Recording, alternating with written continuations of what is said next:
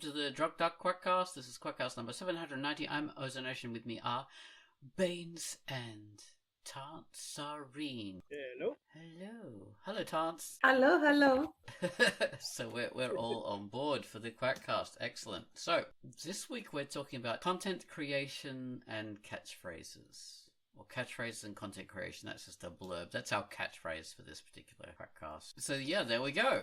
But right now we have the things.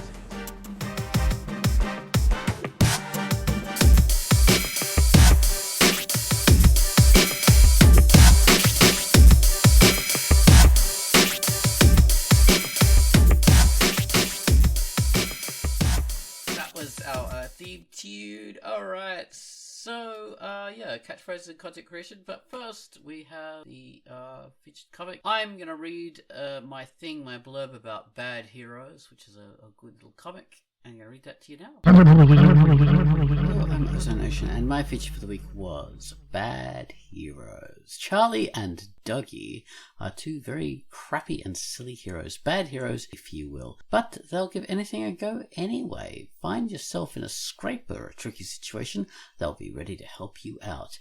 After they've futzed around a bit and made a few mistakes, they're not bright, they're not quick on the uptake, they're not even particularly aware of their surroundings, but they're good dudes. They're just bad heroes. The art and writing style here is classic manga. It's sketchy, simplified, quite minimal, and gestural, so there's a lot of energy, freshness to the drawing style. The story is a comedy consisting of a short comedic act featuring two main characters. So yeah, these guys just mess around and try and solve issues for people, and sometimes they do, sometimes they don't, sometimes they make things much, much worse through their misunderstandings and silliness. So it's quite funny because of that. This is a great little comic by Siopapon, and it's rated E for everyone. That was Bad Heroes. Hope you like that. You should go and read it. It's a funny little comic. I liked it, which is why I picked it as a feature. Alright, so next up, I've got another best of Gummollus, which I'm not sure what I'm going to pick this week, but I'll pick something. And the theme I picked this week was Gummollus's little bit of music that he recorded for Typical Strange way back on Quackcast number 188 in 2014. So take it away, Gummollus, with your theme to Typical Strange.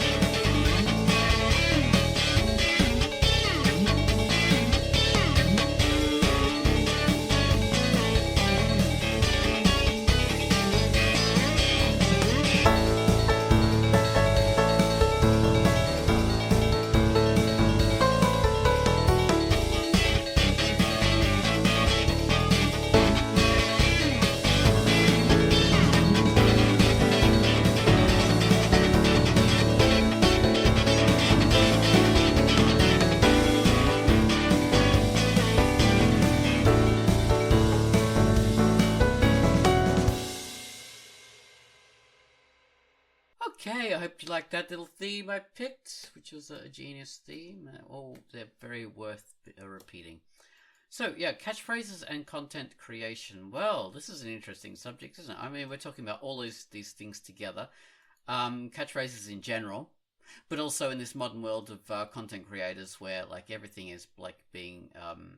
just spewed out at 100 miles an hour because the particular systems, the way they are, encouraging people to do constant content creation. So they invent these catchphrases in order to, spice things up or make people kind of like, entertain people. But they can be pretty crappy and, die a natural death. Or even look a brand thing, like they might be trying to, create a brand with a catchphrase. Yeah, true. Very true, yeah, branding, because that's what catchphrases do. I mean, traditional catchphrases, like how many kids' toys were sold with like "Don't have a cow" or "Cowabunga dude" on them back in the 90s. Like, wow. And those were crap catchphrases back then. Even before people got tired of them, they were crap. Or even stuff like, McDonald's, I'm loving it, sort of thing. Oh, Yeah. yeah.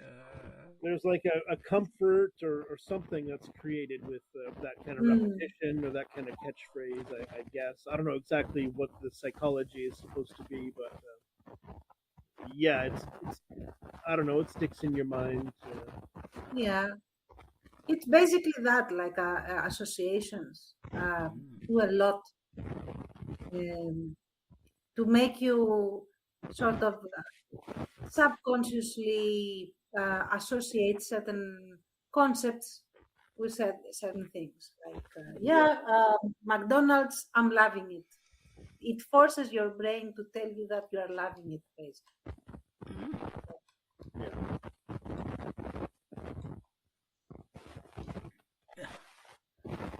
Yeah. Hey now. Hey now, Hank Kingsley. We've talked a lot about over the years about the Larry Sanders Show, and the sidekick Hank had this catchphrase he always did on the show. Hey now.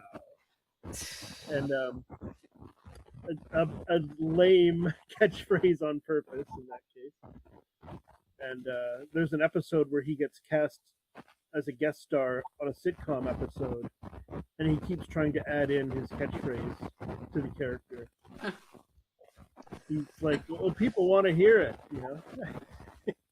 They see me, they're going to want to hear it. It's true though. Even though that was funny and silly, it's true. You have a much loved, you have a person who's associated with a catchphrase.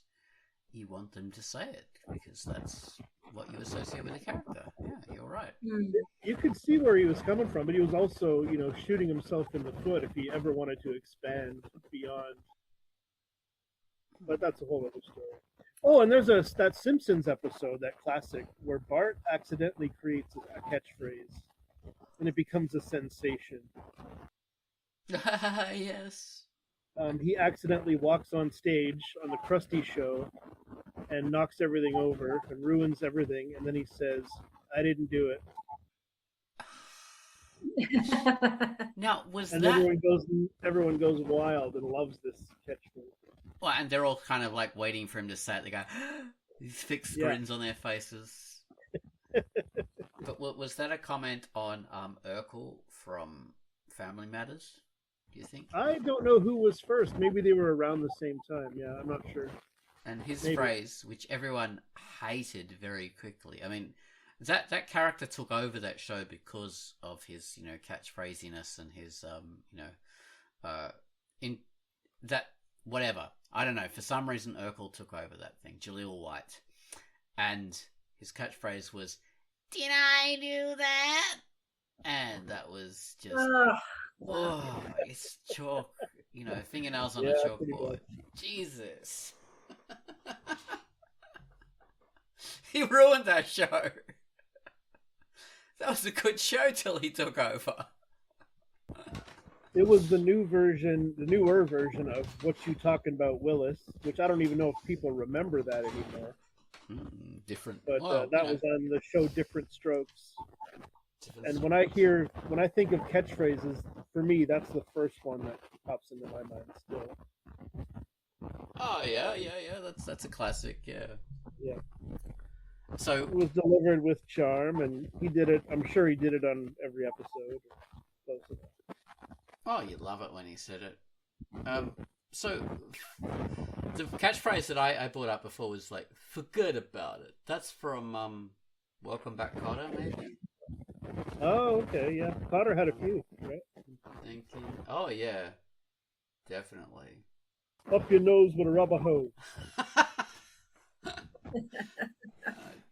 Jeez, that show. Oh, I used to hate that show. It's pretty bad.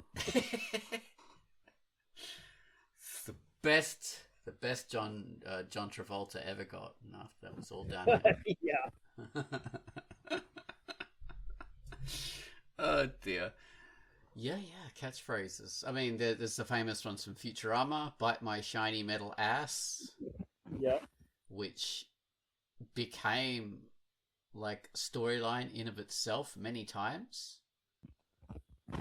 Like Yeah. his shiny metal ass became an important part of that whole world. So yeah, they go deep into the catchphrase thing. Good news, everyone. Oh, yes. Oh my god. It's not from Futurama, but I have a cunning plan. Oh, Is also very much Baldric from Blackadder. Yeah. I have a cunning plan, my lord. Yeah. And it usually involves a turnip. And the opposite of cunning every time. Yeah. Oh dear. No. Yeah. So catchphrases, we know them, we love them, and we hate them as well, because they can go outside, like these catchphrases we're talking about. They've gone outside their cultural context or their pop culture context, and they become like a cultural phenomenon in their own right, basically.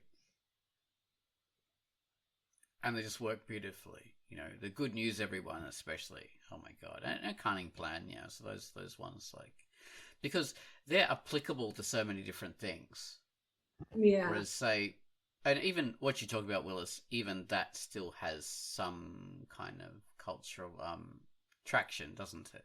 Even now. Maybe probably less. I wonder how many people know it, even as a reference. That has a lot more cultural traction than "Did I Do That?" Or Maybe. how. Remember, what was it? Full House. The famous one was the little tiny kid saying, "How rude, how rude." That was her thing. Oh, I don't even know that one. I didn't watch that one. Yeah. Oh my god. Is "I've fallen and I can't get up" also an Earth? I don't know. I've fallen and I can't get up. I know that's a catchphrase, but I don't know from what. But like, I don't know. I think The Simpsons might have had that as a phrase. No, it was something else. So I'm thinking about, like, in The Simpsons, where they had characters saying a phrase one time, and it sort of has that cultural traction, as if it had been said multiple times. Oh yeah, The Simpsons had a lot of those, but I'm pretty sure that "I've fallen and I can't get up" is from some other show. I want to say maybe it was Family Matters. I guess I could look it up on the thing. Look it up on DuckDuckGo. DuckDuckGo, yeah. Do it. I remember in one of those things, like, there was an episode where Bart was in the future, a future version of Bart, and he was a huge, fat, like, morbidly obese guy, and he was saying, "I wash my back with a rag on a stick." Oh And yeah, I remember that. that only happened once, but I'd remember that forever. Yeah. Oh, "I've fallen and I can't get up" is from a commercial. Oh, interesting. A medical alarm and protection company. Oh no, that's sad. So it wasn't meant as a funny thing; it was meant as a serious thing for an old person who had a serious think fall. I know that ad somehow, like, which is incredible considering we never aired in Greece. But I think I have. Now that you mentioned where it's from, I immediately placed it. So That's very good. That's so sad. I mean, if it was like a funny thing, then it would be great, like some comically large person or something like that. But for an older person to have fallen and they can't get up and people making fun of that's not cool.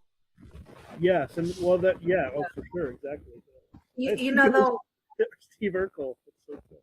Yeah, you know why they make fun? Because it's not acted very well, and it is low-key, like, it's accidentally funny. Right. Like, it's not supposed to be funny, but the way, like, the delivery and the whole context of the ad is funny, and that's why. Well, I mean, something that's not intentionally funny was something like, "Oh, hi, Mark. that becomes incredibly hilarious because Accidental Yeah. catchphrase.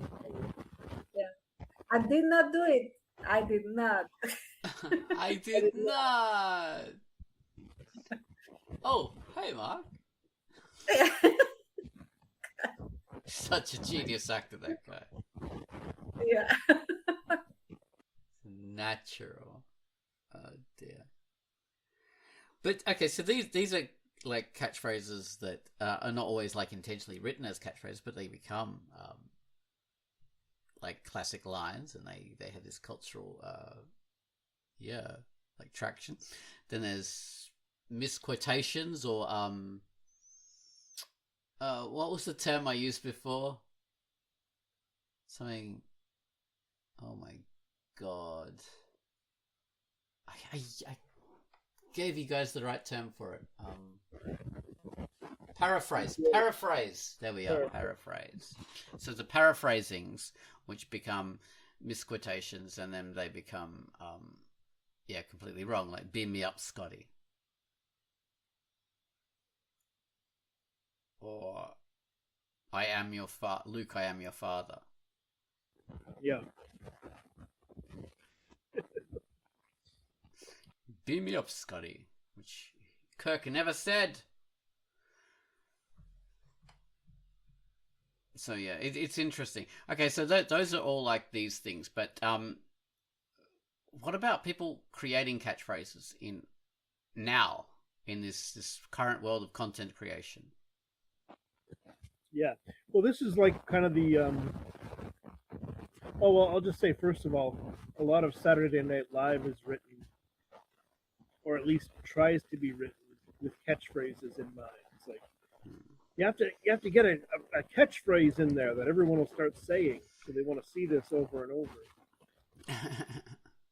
You know, because I don't know how that started on SNL, probably by accident. But then at a certain point, it's like, oh, we have to get more catchphrases, or that's the tickets, or whatever. Apparently, what's his name? The guy who says that's the ticket. Can't remember his name. That actor. He John says Lovitz. that in Lovitz. He says that in real life. Yeah, That's his actual personality. yeah, that's what he's like. I hear, At least listening to Smartless, which is an example of content creators who are content creation all the time, and those people who know him personally. And apparently, in real life, John Lovitz always loves saying "jealous." Yes. So he is that cat. He's an example of that, a cartoon character in real life. Yeah. This is amazing. That's weird.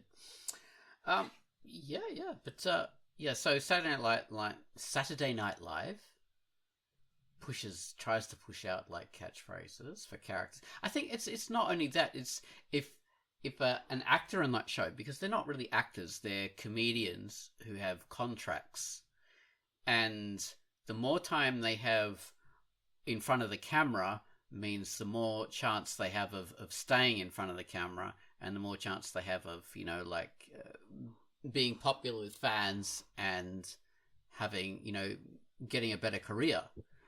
And if they can get a character that has a catchphrase, then that will possibly earn them more money, because then they'll be on the camera more, or then they can move that over to some other kind of field, like maybe a field like a film, or something else. So, Night at the Roxbury with Chris Kattan and Will Ferrell. They turned that was a skit, and they turned into a film, and that's the kind of direction you could go in if you, or like what's his name, Dana Carvey with the church lady. Yeah. And that character had a bunch of catchphrases, and he took that out of Saturday Night Live, and he did that in his stand-up comedy and things like this, and that made him lots of money. Yeah, he had a bunch. He had lots of successful catchphrases.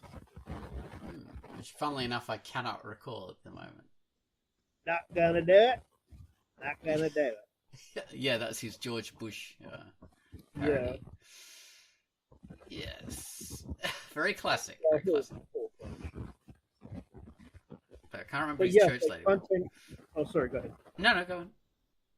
So you were talking though about sort of content creators, regular people who are putting out videos.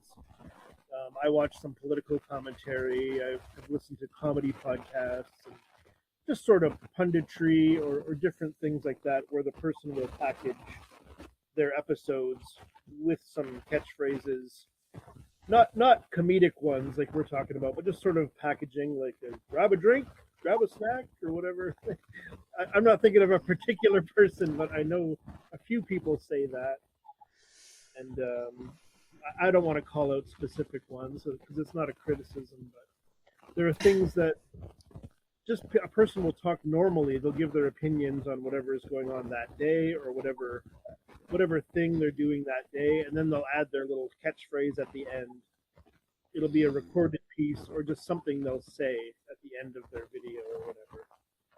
And or it's a joke they always go to when they're sort of commenting on something that I know, like this is when I notice it, like when it's often something I find really charming and funny at first, and so I keep watching their stuff, and then it's like they always say it, and it becomes painful to listen to. Physically painful. I'm like, I have to turn this off before I hear that. I can't stand it. Yeah. You know, so, yeah. Many examples of that. We talked about the fact that when I mean, for me personally, when, like in this modern world of influencers and content creators or whatever, when a content creator, their content becomes about themselves, I just automatically lose interest. And catchphrases are part of that because it's more self-referential, then I'm not as interested anymore. I like the content, not the creator so much. Like the creator's okay, but it should not be about them. That's my opinion anyway. Oh, I agree. Yeah, I'm not interested in hearing about someone's personal life or looking at their fridge or whatever. But generally, I like, but I mean, Casey Kasem would end his show with "Keep your feet on the ground and keep reaching for the stars." That's how he would end his radio. I think it was the top 40. Really? He would say that at the end of the episode. Yeah. So it's that kind of thing that people will just add. You know, it's not like they're talking about themselves. It's like no. When I say like about the content creator and about self-referential, I don't mean talking about themselves. I mean when it becomes about themselves because it's a catchphrase, you know? Whereas if it's just about the information, then it's the information. But as soon as you take it away from that, it's not something that anybody could like talk about. You know, I'm not really phrasing this very well, but yeah. Anyway, moving on.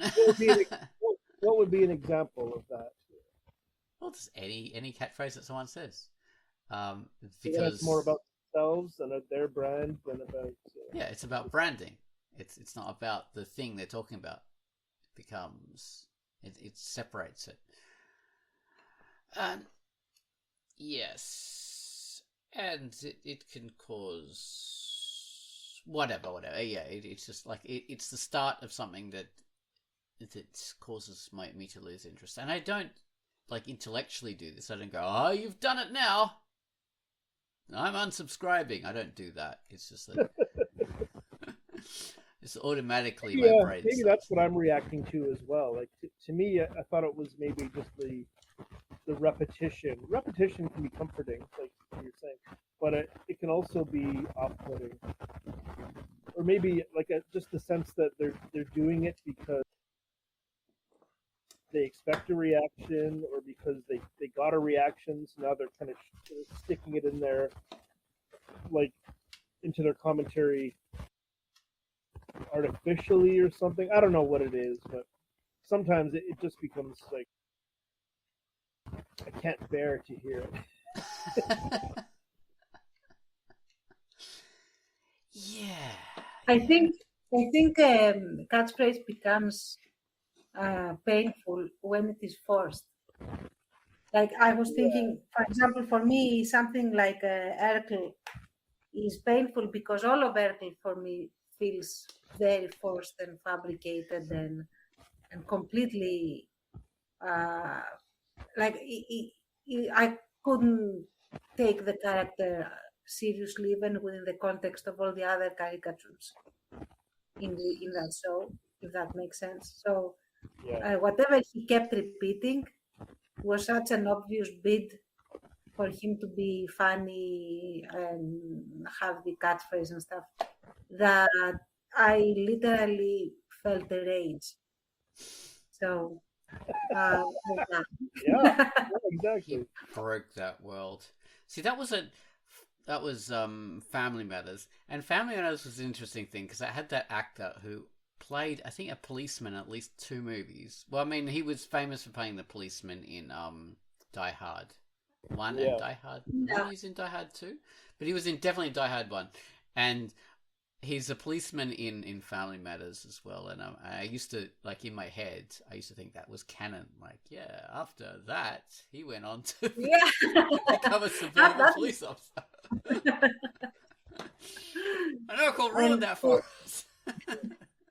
and just to make my point, on the flip side, I have a cunning plan. What never grew old. Why? Because it felt right for the character. Also, it was the promise that something incredibly stupid and funny was going to come right after that. So, I have a cunning plan, my lord. Was always a great thing to listen to hear from Baldrick because it was Baldrick being Baldrick, and it was believable that he would be saying that, unironically, like straight up feeling and believing that he has a cunning plan. So yeah, absolutely, and that was a catchphrase that worked and never grew old across 3 seasons or however long. I think it's across all 3 seasons. I want to say. Yeah, it wasn't in the first Not the season. first. You're right. It was only in the 3 Yeah, afterwards. So. it was. Yeah, from when the characters crystallized into Baldrick being the silly one and the stupid one, and Blackadder being the cunning, the actual cunning, sort of clever one. Like he's not actually, in my opinion, clever, but he has cause and effect in his mind. So yeah, so that's why it worked, because it was something the character would normally be expected to say. It's not like fabricated, tacked on, slapped on, and you are going to love it. Yeah, I mean the point of cunning plan wasn't humor in itself, whereas did I do that was like the punchline, whereas cunning plan presaged more stuff to happen. So that was only the intro to whatever the joke was, rather than being the joke in its own right. So yeah, that's important. And I could never get tired of Captain Picard saying, "Make it so." Oh yeah. It's it's maybe not as strong as I have a cunning plan as a plot point or a setup or whatever, but just like something he says, and that would be, it's like a pet phrase of the character. They should have used that for like Husqvarna or Singer or something, some sewing machine ad. It should have been. or you know what? When Picard says engage, you get a thrill. Like, okay, either we're embarking on a journey or the adventure has completed successfully, and they are going out into the proverbial sunset, engage, and everything is in the world. It feels good to hear him say it. So yeah. It does. Yeah. A lot of associations in that show, and many kind of things we could call catchphrases, like Captain's Log, and then we're going to have a little interesting intro to something now here. It's going to be cool. Yeah. You have that expectation driven by that association. So yeah, Or is it Spock or is it Data that says fascinating? I think it's Spock. Yeah. Yeah. I'm sure. Data And- says and that- intriguing. Interesting. What? Yeah. I think Data says intriguing. Okay, yeah. But yeah, Spock says fascinating, and it's great.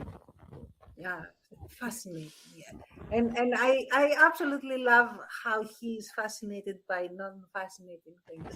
So, With one eyebrow raised all the time, Yeah. as if you start to think after a while that this fellow who's not meant to have any emotions is just like acting on full-on irony all the time. So he does have emotions. he's always gonna go. He's always making fun of people with his expression. Right. No matter what. and I would also say that it's not necessarily exactly a catchphrase, but it is a recurring pattern in someone's way of speaking. And I'm thinking, like from The Last Airbender, there is Zuko, who is the guy that starts off as a villain and then ends up being a hero because he has a heel face turn, blah blah blah, all of that.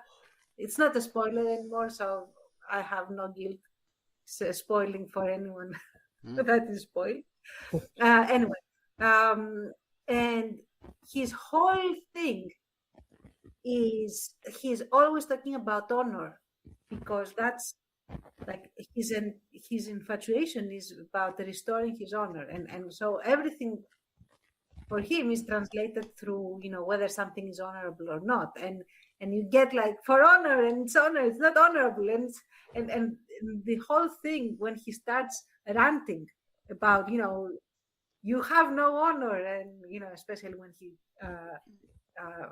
disagrees with his uncle about things, that's very, you expect him, you want him to start ranting about his honor, because it is almost always a little bit funny, if not black humor funny, or a bit sad and also funny, if that makes sense. It's also his personality sort of coming out. Yeah, exactly. So it's like, oh no. So he's Like Worf on Star Trek Next Generation is yeah, honor. pretty much. Exactly. So you want them to keep saying these things, even though it's not exactly like a single catchphrase. It is a catchphrase concept. This personality. Yeah. Yes, indeedy do. Indeedy. I hope I never have a catchphrase anyway. That was the next thing. Like, what would be your catchphrase? Well, I know we do like a Star Trek roleplay thing, and for a while your catchphrase Chance was or your character's one was "Don't be stupid." Yeah. Honestly, yeah. But now that you say it, yeah, that's Haircast. That became a thing. Yeah. But like I tend to think I don't know. Like insults can be catchphrases in a way. Like if it's an insult you say a lot, or not necessarily insult, but like a swear word you say a lot, that can almost become someone's catchphrase. Mm-hmm. Especially if it's rather silly or individual to you. Yeah, I think for you it would be like, that's a silly thing to do. Say, believe when you comment on things that you don't like. You usually say that something is silly. Yeah. The one I think I cannot stop saying at the moment when someone does something wrong, oh my god, I'm going to swear now on the Quackcast, but not really swear. Like a swear word plus monkey. I just cannot stop saying it for some reason. Like, you tit monkey, you cock monkey. Something like that. I just cannot stop myself from saying it, so that becomes almost a catchphrase. Oh. Whatever it is with monkey on the end. Shit monkey, you know. Yeah. So there we are. That's my thing. What about you guys? I don't. Maybe I do, but I don't know what they are. Someone else would have to tell me. I used to have a lot. I had things I would say constantly. Okay.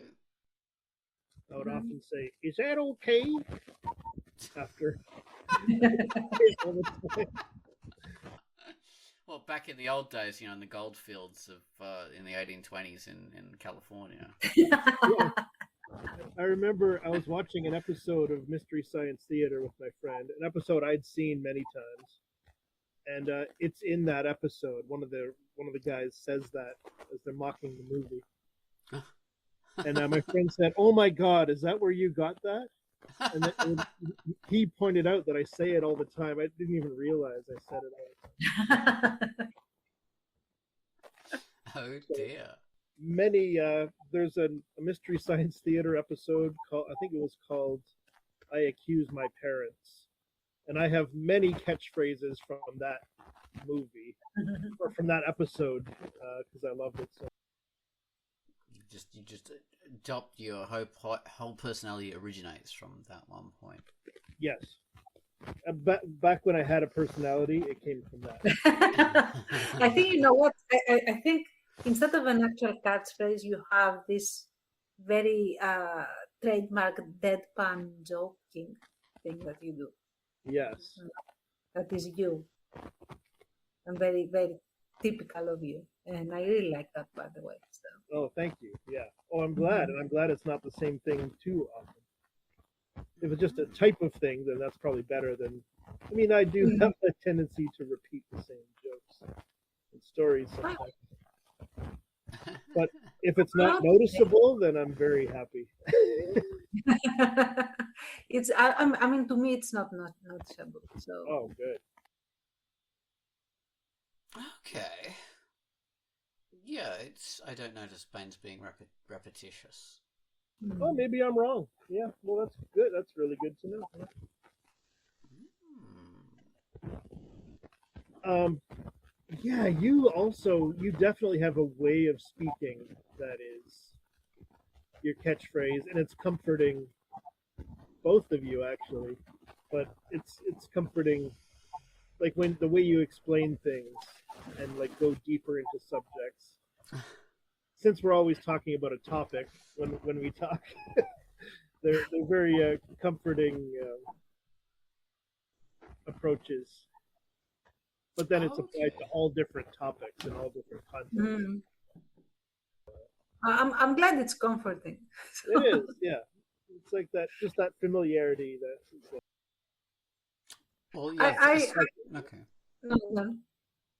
I was just going to say that is a positive side to sort of the catchphrase thing. It can be, yes, comforting because it defines a character, a person. And yes, you expect it from them, but it's not cloying or annoying. The closest thing I have been racking my brains right now to just try to pinpoint something that I repeat a lot.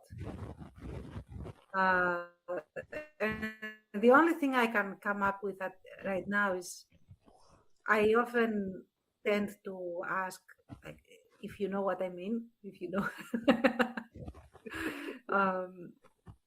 I want to say that. And I came up, like my mom actually has a catchphrase. And it's when she disagrees with something or she has found something egregiously, logically unsupported, like something that is factually wrong or makes no logical sense or is some kind of fallacy.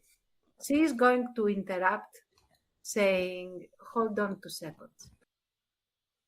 Hold on 2 seconds. And then she's going to ask a Oh, question. right. Nice. Um, and in Greek, it's even smoother because in Greek, you just need to say 2 seconds, 2 seconds. And that's how she does it like in a very, very, very calm way. Like 2 seconds. In Greek. And then she will ask a question that brings down the entire edifice of some person's argument. And that's a thing that she does. And especially when we were appearing on TV a lot and stuff on debate shows, she was notorious about that. So she does actually have a catchphrase. Okay. Yeah. Well, that I is, noticed Chance used to say, I don't think you do it anymore that much, but I noticed you used to say the word castigated. Oh my God! Yeah, I like that word. So It's a great word. I never hear anyone else say that word, use that word. Also, cohort. It's a common Tance. Oh really? Tancism. I blame my training. You know, cohort is a lot. Comes from there. But castigate is something I really like. This I like the word and I like the concept. So yeah. The only word I like and I cannot use is festooned. Something is festooned. Oh, is it harder to find a place to use that? Yeah, I cannot use it. I couldn't even use it in my prose very much because not many things are festooned. Festooned. So, yeah. A word I like to use more would be coprophage. Like, oh my God, you're such a coprophage. Oh my God! Example of coprophagia. Thank you for the mental images. That's Cacophonic is another word I'd like to use more, but there's no application for that. So yeah, and dysphemism is another word I want to use more. It's just almost none. All of these are Greek words. There's no reason for me to say this, but I wanted to say this. Okay, so dysphemism means the opposite of a euphemism, and cacophomism means sort of the same but even more extreme. So that like it's not just the opposite of euphemism; it's like we're trying to make it the opposite. Yeah, and I've noticed since we are on this track, I've noticed a lot of people especially in social media, they are using kakistocracy a lot, which is when the worst people from a social group or society are the ones in the ruling saddle. Yeah. So to speak. So I noticed that one appearing in political commentary. It sort of has spread everywhere. Yeah. Really? I've never heard it. Never heard it. I mean, I know what it means, but I've never heard it used. Wow. Yeah. Interesting. Yeah, like there's a lot of political stuff that people tend to use. I don't know whether you would say it's catchphrase or just like people commonly using a term, and yeah, it's and they just throw them around, and it starts to lose meaning. I mean, like fascist sort of and fascism. Obviously, we know what we mean by that, but people have all different meanings, and they just all use the same word, so it becomes a nonsense because everyone means something else with it. And there are other terms like it took me a long time to work out what they even mean. Like what was that? Oligarch. So it took me a long time to work out what that means. And oligarchy. Oh my God, I still like. I know what it means now, but Jesus Christ. But it's incredible that has become more commonly used as well. Oligarch kind of thing. Yeah, the oligarchs. Word, but it's really people are quite comfortable with that. Yes, but I mean, okay. So what is oligarch? It's like a very rich person has some sort of political power because of that wealth, basically. Is that? Well, technically, I mean, yeah, that could be an oligarch for sure. But oligarchy and oligarch, again, Greek word, and we have an unfair advantage because we actually still speak. You invented it. So an oligarch is basically someone that is for, and usually is part of, but definitely is for very few people being in leadership and in control of a state or a country or whatever. So because oligos, the olig part, the oligarch means few. So it is anarchy is oligarchy, the archon, the one that leads. Leadership. So you want a very small, narrow group of people that lead. So that's an oligarch, and it could be anything. It could be like an oligarch could be just like a bunch of aristocrats from medieval times, telling the king what to do. Could be just the king and his council. Could be the leaders of the party in a Soviet style reign or whatever. It just means like small, like suffocatingly small group of people leading everybody. So that's an oligarch. So plutocracy would be the money. Yeah, you want plutocracy a lot more than oligarch. It's a plutocrat. Yeah, but it can be something. Can be both. The system can be both. Yeah, for sure. It's just A plutocracy driven by oligarchs. exactly. Or an oligarchy driven by plutocrats. There we go. That's a bit better. Yeah, and you also have technocrats, which is a very unfortunate term because a technocrat could be completely different things depending on who is using the term.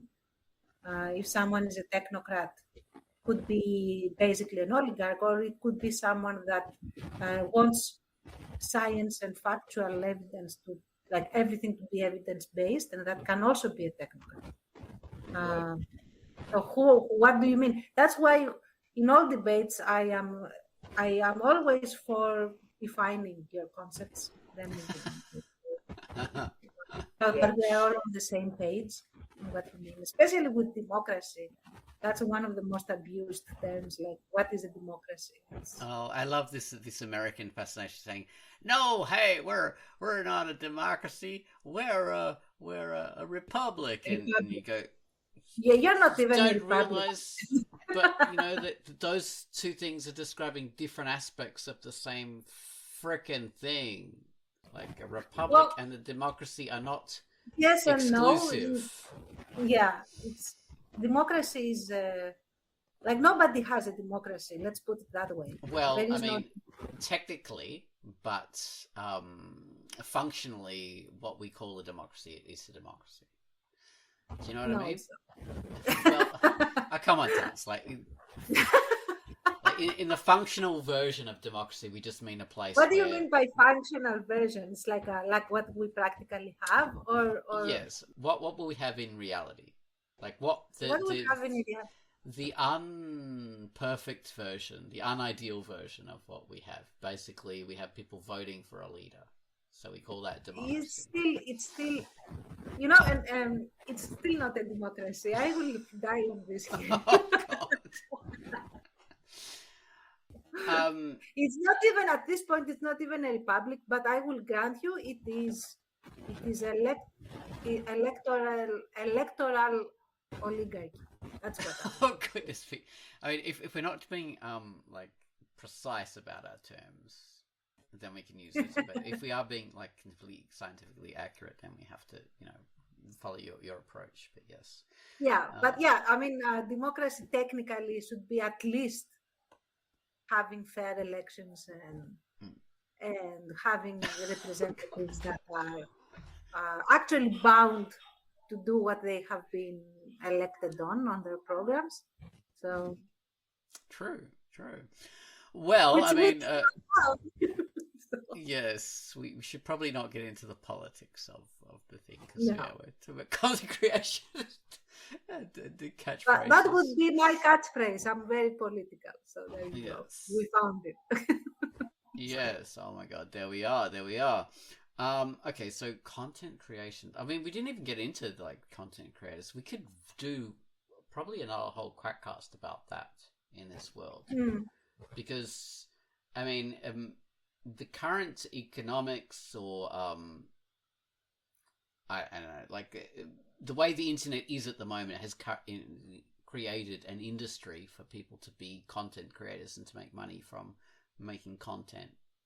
You know what I would want to explore next time, if possible? Like content versus art. What is art? What's content? And is there a difference or an overlap? Excellent, excellent. We'll do that. My God, content versus art. That'll be the part 2 of this, even though it's not really a part 2. I'm writing it in now as I speak. Same time, same. There you go. Same Quack time, same Quack channel. Yes. Excellent. Now, who was the actor who said that on Batman, the TV series? Definitely not him. It was, wasn't it the guy who played the commissioner? No, probably just the voiceover guy. Yeah, I don't know. Okay, but I do remember that. That was always a thing. Will they do this? Will they do that? You know, find out. Find out. So what are you guys' favorite catchphrases in all of history? Like in all of your everything? I have a cunning plan. That's my favorite. I have a cunning plan, my lord. What about you, Bones? Oh my! As soon as you asked, my mind started reeling, trying to think of what's my favorite. just random crap in your head. Just yeah, noise. I'm sure there's so many. I'd love to have a moment to think of a favorite. I don't know. Interesting. Yeah, shit. It's one of those things. Yeah, when you start to think about it, it's hard to fixate on anything, isn't it? Yeah, I'm always on duty. Inspector Gadget. Oh, Inspector Gadget, yes, and that of course comes from the genius of I can't even remember his name, but the guy behind Maxwell Smart. Yeah, which is Don Adams or something. Don Adams, yes, and he had this catchphrase where it was like when he was trying to convince someone. Now he'd make a mistake, and then they'd say, "Oh," or he was going to get caught out, and then he'd say, "So what are you doing here?" And he'd go, "Would you believe?" And then he'd have some sort of thing. Anyway, that was a terrible version of his catchphrases. Oh, Larry David saying pretty good. Really? It's, I didn't recall if you binge watch the show, it's a little overdone. At least it's funny when he does it. You had to be there. I think that's a catchphrase of someone else's. Oh dear, oh dear, oh dear. I think "oh dear" is a catchphrase of mine.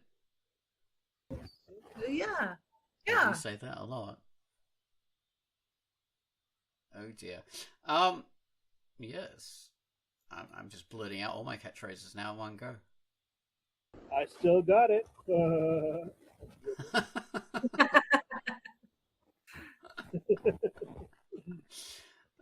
Give me some sugar, baby. That was a great catchphrase from Army of Darkness.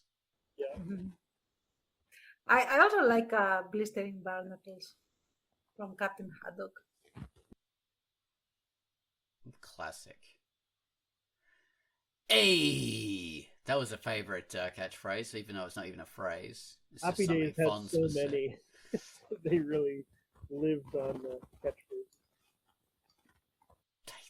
They did. That was a genius show, and the Fonz in particular, who was the breakout character. He was the Urkel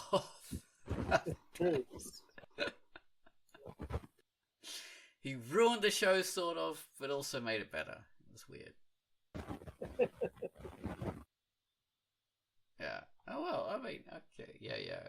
Catchphrase. Oh my god. I'll remember a million after this particular Quackcast. But I think we're running on empty now, so maybe we should wrap it up. Yeah, let's.